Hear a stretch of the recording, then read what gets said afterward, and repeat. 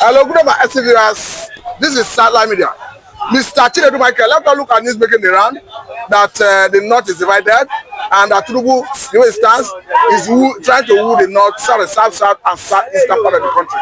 We understand that it's always difficult for people in the South and Southeast to go with the governors, but do you think he can make inroads? I want to tell his campaign team, okay, unfortunately, Doyin Okube is no longer there, but I want to tell him now to start assembling himself very well and also look back where he was coming from.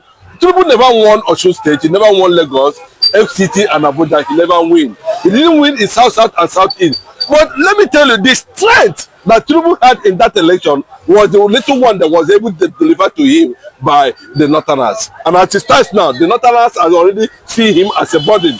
But the fear is that Tinubu cannot return, a Northerner cannot be president come 2027. So the option of looking for another Southerner that is going to emerge as the president 2027 is what is already on the table completely now. And I'm telling you that Tinubu's government is going to be probed. I don't think that Tinubu is going to return. They're going to mark my. I'm not saying whatever. I can tell you anything you want to. You cannot point one thing. You can see him. You can credit to him that he has done in the South and Southeast. What is it that has done? Is it the road? Is it the light? What is it that he has done? Or chasing Nnamdi Kanu up and down? Or chasing Simon up and down? Or labeling them terrorists? Is that an achievement?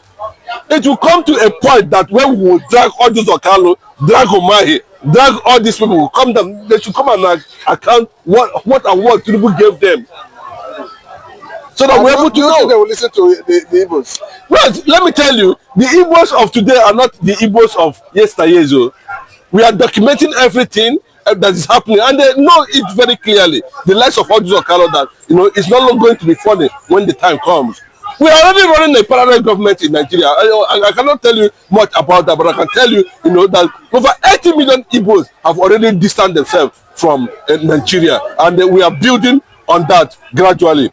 Tinubu has less than 800 days to hit the ground running, whether he's going to come back. So he has not hit the ground or not this way? Our guy, he has not even for one day. I've not seen anything now. What is it that you can point out that you can point out that Tinubu has actually done in about 2-3 years now? He has been in government. Nothing. Okay, let me take you to the angle of Erufai, who said that if Kenya is not taking that, Tinubu will go the way of Jonathan. Because according to him, he said that Jonathan's kingmen were denigrating the North and they paid for it.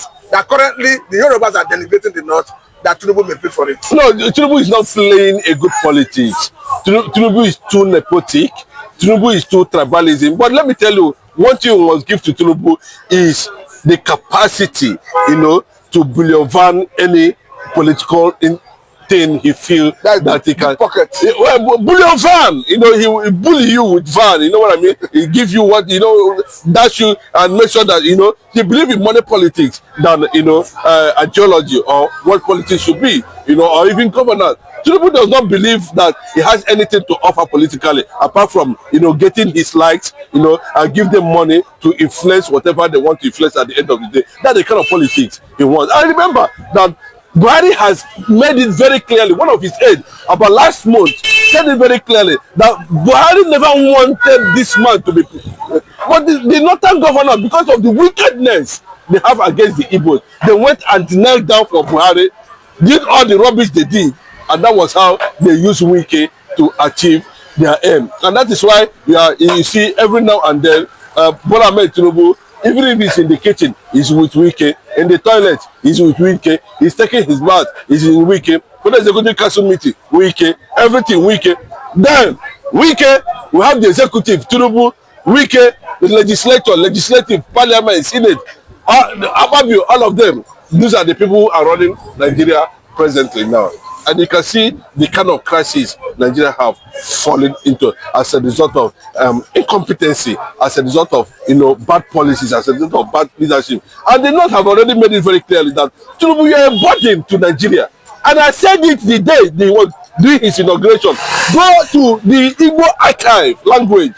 So does it mean you agree with the Northern Elder Forum when they said they made a mistake voting for Tinubu in 2027, in 2023, I mean to say.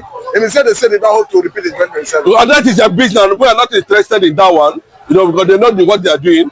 Are they blind? Are they fools?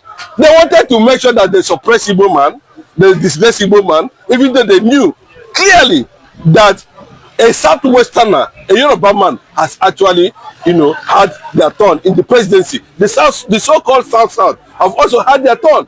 And people are questioning, how come the largest ethnic nationality in Nigeria cannot have that opportunity to be in a position of the presidency?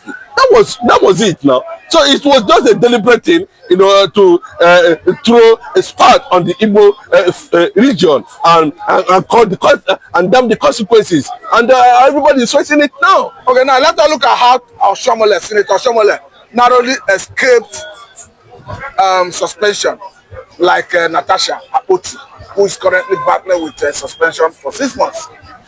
Yes, whenever you go to APC, your sins are forgiven. Yes. Whatever crime you have committed, once you move to APC, every sin, both in the court, in the judiciary, everywhere you committed it, in the INEC, anywhere, funding, misappropriation, everything, once you step into APC, your sins are forgiven. And they are expecting Natasha to cross over, just like they are expecting Fubara to cross over, so that their sins will be forgiven. That's the kind of politics they play in Nigeria. And that is why Ambode George came out recently. I said it very clearly, that Lagos state government is like an enterprise, buying and selling, owned by one person who hires and fires at will. But you see Natasha Akpoti cross carpeting. That woman, the way I'm seeing her, I think the woman does not have any element of that in her. She doesn't have any sympathy, either by omission or commission, to join APC. And you can see the overwhelming support is getting. And if care is not taken, you know, Al Jazeera reported it, CNN has reported it, the news all over the world has reported it, that one man called Abio was, you know, having an illicit affair with a fellow senator in the Halo chambers.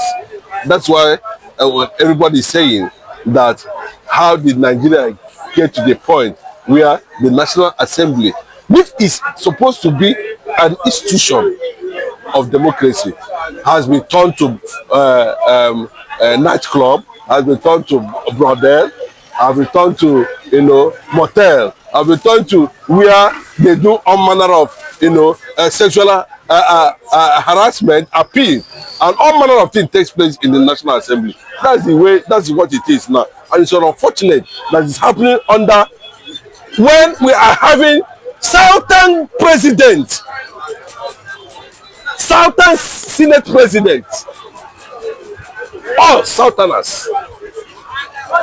When the Northerners were there, you hardly see this kind of a thing. And this is not the first time they are accusing Akpabio of something like this.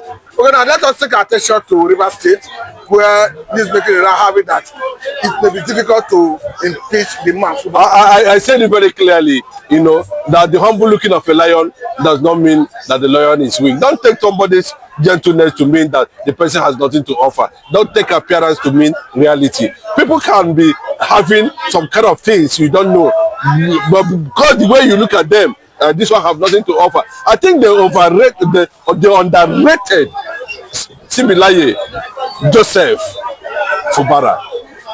He was underrated. You don't mean it? Yes, he was underrated. And that what happened. As you speak, he have gotten so many for the 8-hour ultimatum. I said 48. Into impeachment. 48.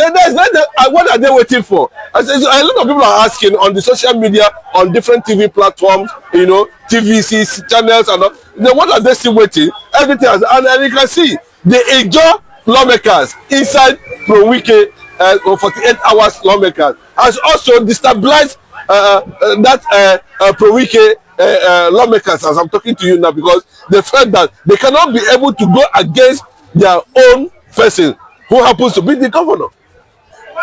So there's an issue. So let Tinubu and Wike tread softly. South and Southeast should not be the only region they can easily go and do a manner of things. Let them go and try it in the North. Let us see what will happen. But I know that the essence of this is to make sure they remove Fubara and plant a Fulani governor there, like they planted in Imo State. As simple as that. That's what they want to achieve. And that's the kind of politics Tinubu wants to spread. That's the kind of ideology he wants to spread among his followers. That's why Wike is struggling to control, to make sure that he behaves like Tinubu, he behaves like Jagaban, because he felt that that's the only way you can rise. They forget that Tinubu has no electoral value. It was a support that came from the north and the right. Nobody voted for him in the south because they look at him, what they achieved in Lagos. He only imposed people, he collect money for how many years, not apart from that. What ideology does Tinubu have? I've not seen a book written by Tinubu. I've not seen a business managed by Tinubu. I've not seen a pure water company set by Tinubu. I've not seen Tinubu talk about economic policy. But you can see Tinubu is a political dynasty in Lagos. But all I can see is Baba Sobe, Mabinu, bring a Shetere, Ambode, or Soro, Ambode. That's the end. At the end of the day, he has already set up a group of people they called GAG. That GAG decide who becomes governor.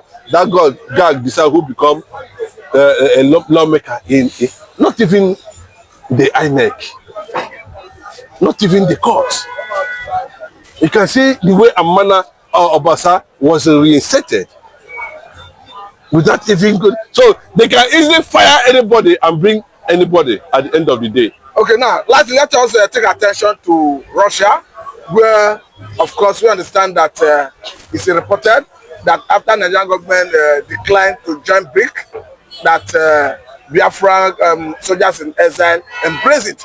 We're talking about this economic bloc that have Russia, China, India, Brazil, South Africa.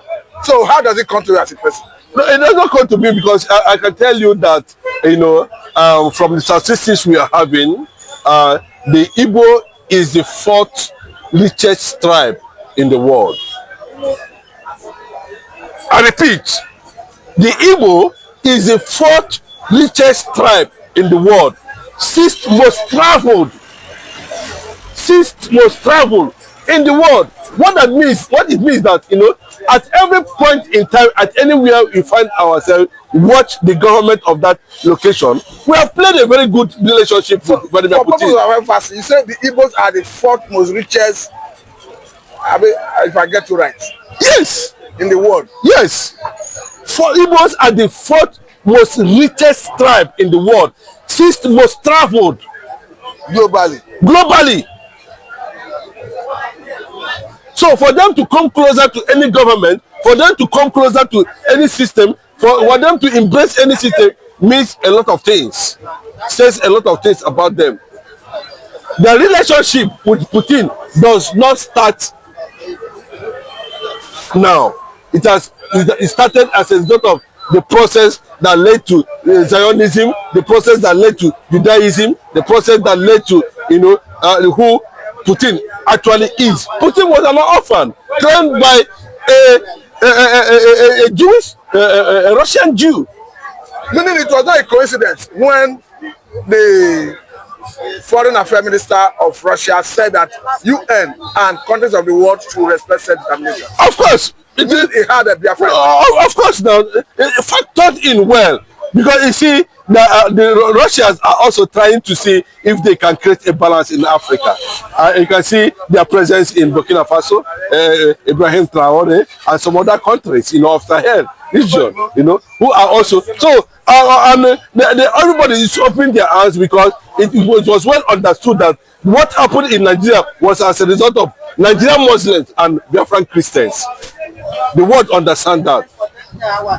The Nigerian Muslims have their way of doing things. The Biafran Christians have their own way of doing things. And the world had looked at this thing and felt that we better align with the reality. And what's the reality? The innovation, the ingenuity of the Igbo man. The Igbo man is well spread. Igbo man has enjoyed expertise around the world and be able to liaise. And they have seen them And there's no country in the world, there's no president, if it's in China, there's no president in the world that does not want to work with an Igbo man. So when they have already endorsed that arrangement of Biafra joining BRICS, it means they have also indicated interest to defend that agreement with, you know, military support, industrialization, and of course to